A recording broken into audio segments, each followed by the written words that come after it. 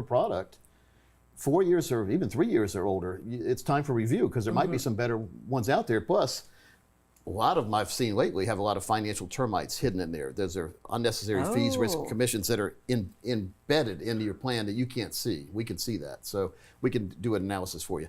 All right, for you. Okay. Oh, gosh, really, there's so many. I think my biggest regret is not having the confidence to ask for a raise, and because you're paying yourself. And I allowed people that have worked for 20 years. I've worked for so many companies. I think that if you have experience, life experience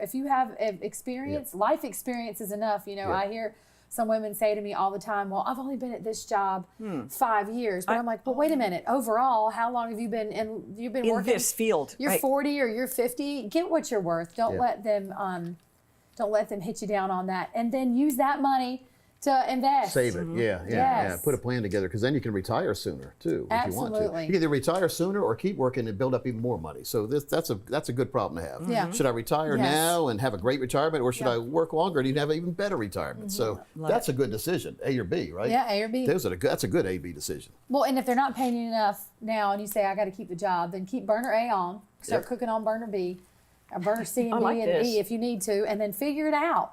But don't, keep A going, simmering, but figure out what your options are. You always have options. I like gas grills too, gas inside cooking. Now, each one of you's had a situation, and I know everybody watching probably has at least one. So come on in and let's discuss yours, and let's iron that out and get you on that right path.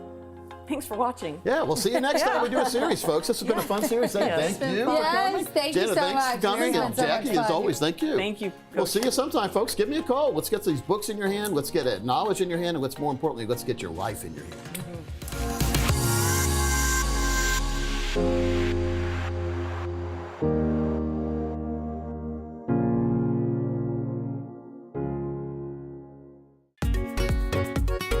How much of your Social Security income could potentially be taxed? If you know the answer to that, you could be the recipient of one of Coach Pete's free books. Isn't that right, Coach? Yeah, we've got 2 books we're going to give away. You get your choice. You either get the big book on retirement, which is over 300 pages, one of the newest books I've written, and the absolute newest book I've written is Tax Savvy Retirement, over 200 pages to put you in control of the tax man before, during, and after retirement. Very good book as well. So you'll get your choice if you answer this question correctly. All right, so this is the question. How much of your Social Security income can potentially be taxed? And here are your options. A, 25%, B, 50%, C, 85%, or D, the full 100%. Text or call your answers in to the numbers that you see on the screen and win your copy of one of Coach Pete's latest best-selling books.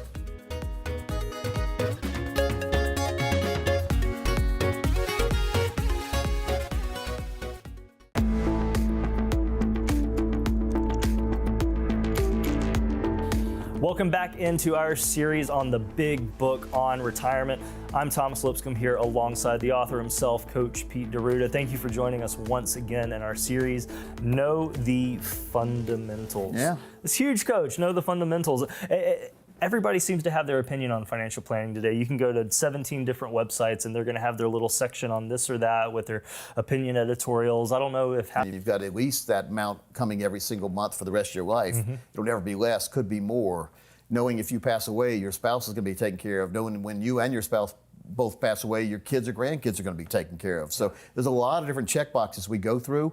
Nothing you really have to worry about. You can read about it in the book, or you can get your own plan done. With us at no cost. But and that's kind of the whole point. Information, by the way. Yeah. And you can put it in a file. You might look at it someday. You might not. But information, by the way. Yeah. And you can put it in a file. You might look at it someday. You might not. But we have it all backed up. But we put all the important. But we have it all backed up. But we put all the important and pertinent information on a one-page plan for you, showing you in color, different colors. We go through everything and make sure that everything's in place. There you go. That's what it's all about. Yeah. You know, you got a great quote here from Jack Nicklaus talking golf. Learn the fundamentals of the game and stick to them. Band-Aid remedies never work. No, duct tape. Isn't that nice? Yeah, duct tape. Yeah. No, I mean, but it's videos called webinars. You can see them at any time by signing up at CoachPete.com. We'll see you there.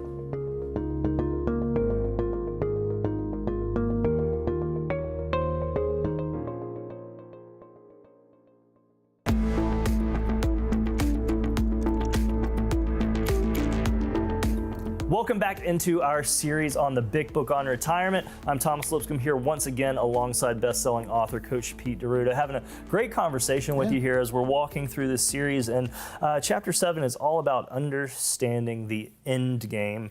And I like this because, when it comes to retirement planning, something that you've talked to me about, Coach, is you want to understand an individual's dreams, aspirations, goals in retirement, and you can sort of work backwards from that based on what they have. Yeah, and it's a fun process to find out what you really want to have happening in your life, and then we can work backwards, and we can, for most times, tell you that's possible if we do certain things. Who poorly took out funds from a 401k and didn't invest them back in and was hit with that huge tax penalty. You talked about that on the radio show a couple weeks ago. He asked me a question from a friend. And you have 60 days once you take money out of your own IRA to put it in a different IRA, or you get that tax bill. That money becomes taxable. So you got a 60-day clock. Or if you have it electronically done through a planning organization like us, it's done automatically. You don't have to worry about it. So the burden of proof lies on the way. That money goes tax-free to your next of kin. Yeah, so powerful, so powerful. Every now and then just updating, making sure everything's every now and then just updating, making sure everything's heading in the right direction. There you go. And the definition of insanity is doing the same thing over and over again. Insanity is doing the same thing over and over again, expecting different results. But a genius learns from other people's mistakes. Expecting different results, but a genius learns from other people's mistakes. Well, we'll learn from. You guys get a visual representation on one. So we're going to case study we had come in was actually a radio listener a couple months back. They were currently age 54 and 55. Currently age 54 and 55. They were targeting retiring at age 60 for them both. Now, of course, when there's an age discrepancy, there's layover months. That's not an issue for us. We're looking at the year in which they're both turning 60. So we had about roughly $2.5 million in retirement savings. This is a combination of IRAs, 401ks, Roths, after-tax funds. So this is just kind of giving you a big picture lump sum. So we're not going into a lot of the tax planning here. We're focusing solely on the income yield. Now, the benefit of this plan is there is not a risk tolerance we normally assess. Most people say that you have to put your age inside of a retirement calculator, and that's the difference between what's at risk and what's not. So that means that the safety and the risk should be about a 55-45 split. Well, in this scenario, we based on what makes the standard of living work, what makes the income work. And in this scenario, it was an even 1 million of the 2.5. What this did was we always work with A+ or higher companies, but they become the custodian. So instead of having a 401k like Fidelity or Vanguard, we use companies like Nationwide, Athene, North American, A+ rated insurers. So in this scenario, that million, based on this A+ rated company, got a 30% bonus, which pushed the insured value to 1.3 million. That's 300 grand going towards their retirement income, no matter what the market does. Now, when we run worst case scenarios, we're talking about 0% market return, absolute worst case. And then we run age of death, we just always look 30 years out. But the beauty of these plans is the strategies and such we target continue beyond. Now, I mentioned 30 years out, but we're talking about 30 years of income. So what we're targeting is once they're at that age 60 mark, the spreadsheet ran out at 34 years, but these are the numbers we're looking at. That means that the income received, worst case, no matter what the market did, would start at $90,000 a year. So they put in 1 million, they waited 5 years, the 1.3 guarantee would produce $90,000 a year at age 60. That means, yes, they would spend down the account by age 94, but they would still be getting this income as long as one of them's alive. So to kind of recap that, they'd get $90,000 a year, and even if they hit a $0 nest egg, they would still be getting that income. Now, we all know we'd have bigger issues if there was 0% returns for close to 40 years in this example. So let's run actual market performance. Well, the market ranges normally between 7 to 15%. Now, a lot of calculators are going to do a calculation saying, hey, it averages 10% a year. Well, that's kind of the middle ground. And it doesn't do 10% a year compounded annually. It does 10% annualized over a 30-year window. So we're going to have years of 0, and we're going to have years as high as almost 50%, but it normally ranges between 7 to 15. So same scenario, same age of death. The difference is the income would start at $100,000, but the kicker is over the course of their life through age 94, it goes as high as $250,000. So this income increases and compounds year over year. And all of this is under a spend and leave model. Live off the icing, not touch the cake. That means that $1 million investment, not the total 2.5, just the $1 million based on market returns, would grow to over $4.5 million at death. That means they took out close to $4 million themselves and still had 4.5 left, assuming the market did what it's done over the last few investment cycles. So you guys want your own plan, you want your own strategy, give us a call, shoot us an email, go to our website, send us a text, and we'll run the numbers for you.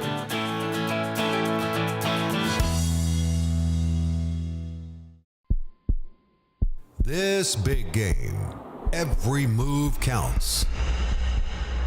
Plan wisely to win the match. Sidestep the unexpected and charge towards your goal. Navigate through the challenges. Retirement is your end zone, and the touchdown is within reach. A successful retirement is your championship. Let Coach Pete design your customized income game plan today. All right, we are going to kick this off strong. Inaugural episode of The Wide World of Investing. I'm Thomas Lipscomb alongside Bruce Rosenblum, leading the charge best-selling author, Coach Pete DeRuda. Now, Coach, how did you dream this show up, The Wide World of Investing? Well, this is a wide world of investing, isn't it? You can invest in all sorts of things these days. When I was little, I had a coin collection. I still have it. That's an investment. A lot of people invest in coins, Bruce. Indeed. You know, a lot of people invest in silver and gold. We started tempting our children. My dad did actually with the 50 state coins, just to kind of start that process. Collect them all, Yeah, so it makes sense, doesn't it? All right, you invest. A lot of people I've talked to invest in wines. There's a big market. There's wine auctions at Sotheby's, the big old snobby auction firm, right? And then you can invest in bourbons at Pappy Van Winkle, these kind of things. They go up in value. Baseball cards, what you sports do is cards, you everything can't else, open sports cards. I mean, what else? Dominoes, Legos. It's true. You name it. Legos for sure. Yeah. Rock'em Sock'em Robots. If you have unopened one of those original games, like Hot Wheels, right? Yeah. Classic Hot Wheels. There's that show on the Public Education Network, some kind of road show. They would go around antique road shows, and they would find different antiques. People invest in antiques. But you go to a lot of people go to estate sales to find things that people don't value right. You know, think about it. Have you ever had anybody pass away in your family? Yes. Have you ever had to go and clean the house out that they left behind? I actually have a story to go along with that. My great aunt used to own a retail store in a downtown neighborhood here for years and years and years, and she dealt in collectibles. And so when she passed away, her children were able to go into these warehouses, as it were, and imagine lunch boxes from the 1950s or dolls from the 1940s, still in the box. I mean, perfect condition. They've increased, 100 times in value. Putting a value on things. And here it is. When someone passed away, it's up to you. It happened to my wife. Her uncle passed away, and then we had to go clean his house out and then get rid of all the stuff there. Get rid of is an optimum word because we didn't really value everything. Or I didn't really spend much time that her mom and her didn't really value everything properly. I did. I went one day. I said, "This isn't for me."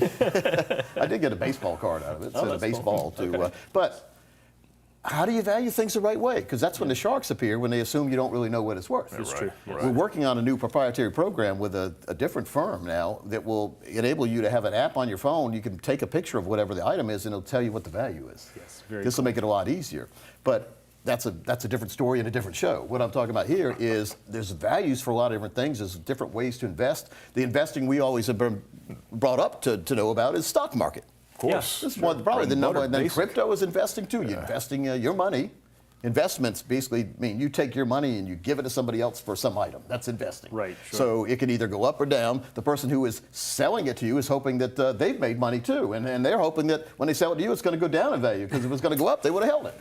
Or maybe they need the money. So one of the things we're going to talk about here, we're going to concentrate on all different investments. We're going to talk about the stock market every now and then. We're going to talk about crypto. We're going to get CEOs on from different companies or people that invest in different areas that we've never heard of, and try to educate you as a general public of places that you might not even know that are good for investing. That's right. You might be sitting and feeling like you're in poverty right now, but you may be in a house that's loaded with things that are worth a lot of money, but they don't have much value to you because you don't really know what the value is. Yeah, that's good. So, right, Bruce?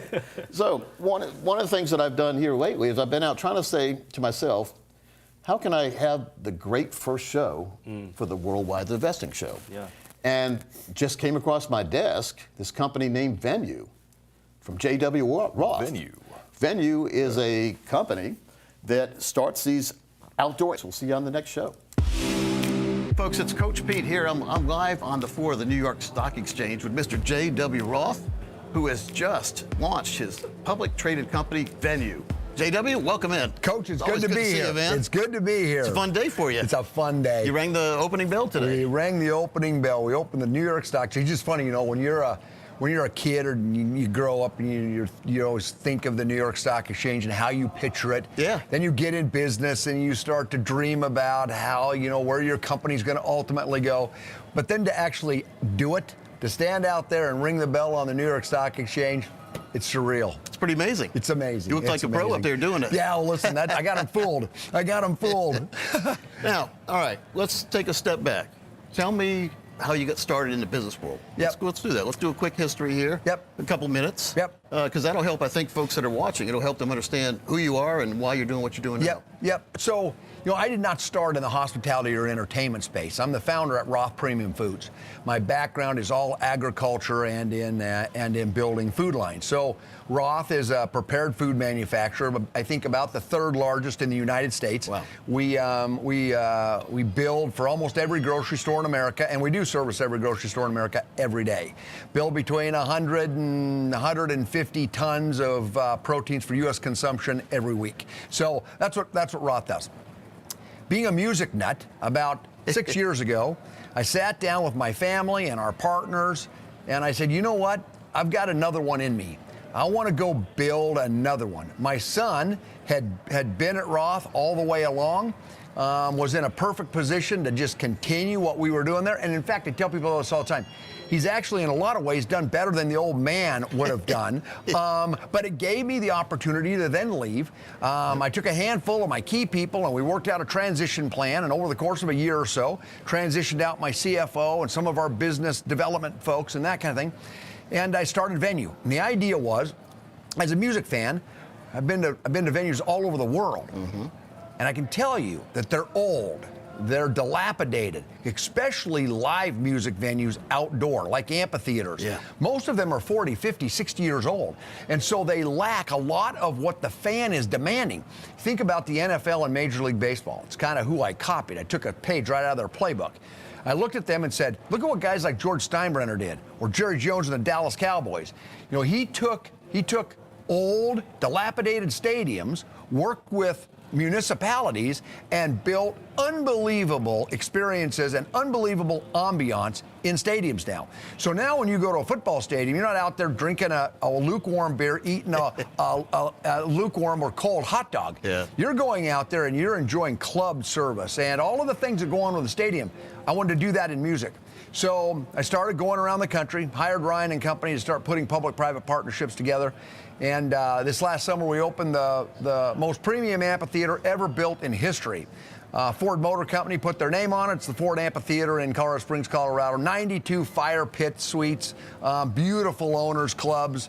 It's an incredible place. Today, on top of that, we have another $1 billion or so of construction going on throughout the U.S. in 5 different markets as we build amphitheaters. We're gonna do in music with those two guys, and I admire both Steinbrenner and Jerry Jones, what they did in football and baseball. Yeah, amazing business people. Unbelievable. It's incredible. It creates an unbelievable vibe and an unbelievable ambiance. Yeah, so, I mean, this idea, though, came, like, let's build amphitheaters? Or, Yeah. I mean, that's what you said. Here's what I said. Okay. I said, I want I'm a fan. Yeah. And I'm tired of the venues that I go to, and they're terrible. Yeah. But I go to football games and baseball games, and I'm thinking, man, these are nice. I could do this. So when I left Roth Premium Foods, I left for one specific reason, and that is to disrupt the venue space in live music.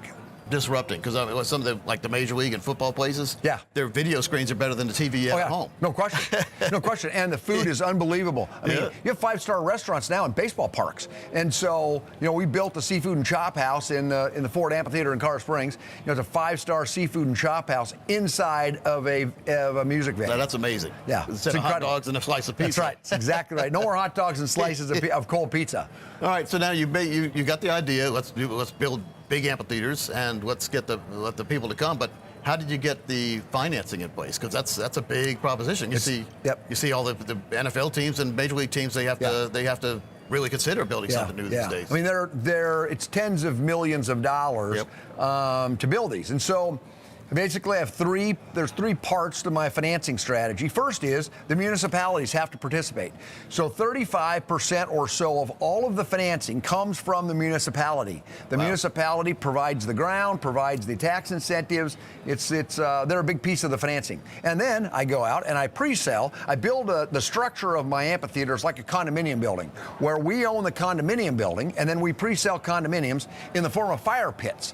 And so about 35% or so of all of the financing for these come from those suite owners and fire pit suite owners. And then the balance comes from our ability to then finance and put small amounts of sale leasebacks on the ground underneath the amphitheater. But these amphitheaters, like in McKinney, it's a $300 million amphitheater to build it's the most seated amphitheater in the history of the world. That we're building there. It opens for the 2026 season. It's beautiful. If you've not seen what we're doing down there, it's incredible. But at the end of the day, you could never make it pencil if it wasn't for really forward-thinking municipalities like the city of McKinney. Mayor George Fuller, he's a forward-thinking mayor. He's a wonderful man. And he, in his way of thinking, he brought the city council along, and next thing you know, they're supporting it. We have great fire pit suite owners down there. We've got a good friend in Troy Aikman. Troy Aikman's a Hall of Fame quarterback for the Dallas Cowboys. Yes, he is. He and I partnered on 8 as a sponsor at our venues, and then we're building the Aikman clubs, and so. We've just got really good partnerships, good sponsorships, and so at the end of the day, we have a financing strategy, partnerships, and mark-to-market valuations. We're gonna cross that number this year. Now, someone who's just finding out about venue for the first time, and they say, "Gosh, how do we get an amphitheater like this in our area?" What are the steps you've been doing, and where are you going next? Yeah, so right now we're finishing up amphitheaters as we build down through the Tulsa market and Broken Arrow. We'll be in Oklahoma City market. We're building the Dallas-Fort Worth market in McKinney, which is an unbelievable venue. Getting ready to start our construction down in El Paso. It's interesting. El Paso is such an interesting market. People think of El Paso, but they only think of kind of north of the bridge, right? Listen, south of the business bridge is just as big of a market. Latin music has exploded. There you go. It has exploded. Yep. And that market has exploded. And so at the end of the day, I tell people all the time, don't count El Paso out as my activity in the world. In the world is live music. So bigger than baseball, bigger than football, bigger than soccer, worldwide, #1 leisure activity, live music. And sing it together in unison. Yeah. And it's one of the only places that happens. Doesn't happen in baseball parks because there's 2 different teams and they hate each other. Yeah. And it doesn't happen in baseball, 2 teams and they hate each other. Yeah. Live music is the baseball, 2 teams and they hate each other. Yeah. Live music is the only place where everybody there is there for one thing, and that's to be unified. Collective energy of everybody around you, I think, that's right. Resonating. We don't collective energy of everybody around you, I think, that's right. Resonating. We don't even know the metaphysics on that these days. No too, question. But I think the group mentality of everybody on the same side. No question. I mean,